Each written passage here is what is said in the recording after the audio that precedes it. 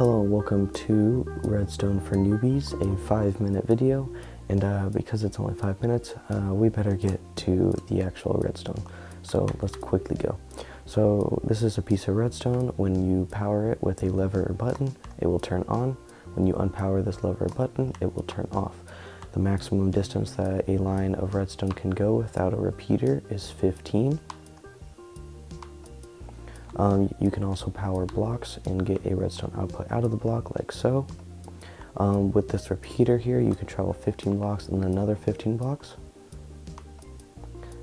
Repeaters also take a power output out of blocks. And you can also set a delay on a repeater. This is at 4 ticks.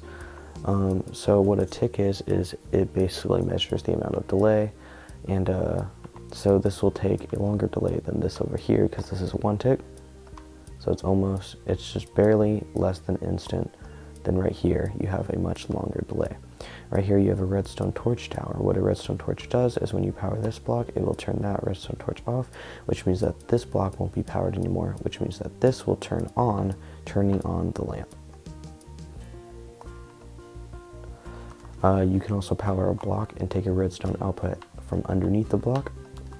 And over here in the chest, this is empty, and what a comparator does is it detects when something is in a chest or in a hopper, and it will send a redstone output out of that. So for example, if I put my precious diamonds inside this chest, you'll get a redstone output, but if I take them out of this chest, it will turn the redstone lamp off. Over here you have a redstone clock. So when you turn it on, it will repeatedly send out small pulses of redstone output. When you turn it off, it will no longer give out a redstone output. And so to get this redstone light on, all you have to do is right click with a mouse or just hit your left trigger on an Xbox. Over here you have 2 hoppers going into each other, which means that they will go back and forth, because what a hopper does is it takes something that is thrown into it. For example, if I threw this hopper into it, it would go down into here, and then it would shoot it out into the block or chest or dispenser or whatever it's facing, if that thing can actually take the item. So for example, this hopper is going to send it in here, and then this hopper is going to send it back. The reason why this isn't going back and forth right now, though, as you can see, this is empty and this is full, is because this hopper right here is being powered with a lever. When I turn this lever off, it will unpower the hopper, which means it will start going back and forth, which means our lamp will go on and off because there is a comparator here, which is only detecting when there's a block on this hopper. Over here you have an observer, and so what an observer does is it detects when there's a difference in the block in front of it, which is very useful in contraptions and very tight contraptions, because an observer can be used to go up and down, which I'll show you in a minute, but also because an observer is a very complex block, and I don't even know everything about an observer yet, and I'm still studying them. But they're very interesting blocks, but very useful in contraptions. So when you press this button, it will go on and off and on and off instead of just on and off. There you go.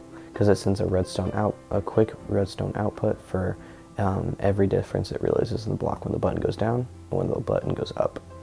Over here, you can also see that it detects on things like repeaters and redstone torches, any difference in any block in front of it. Over here you can see that this observer right here is going from this piston into this, and because of that it's going to go on and off and then on and off again. But also there's observers going up there, back and back down into this block, which is going to power this. And this is what I was talking about. Observers can take a redstone output out of an observer. There you go.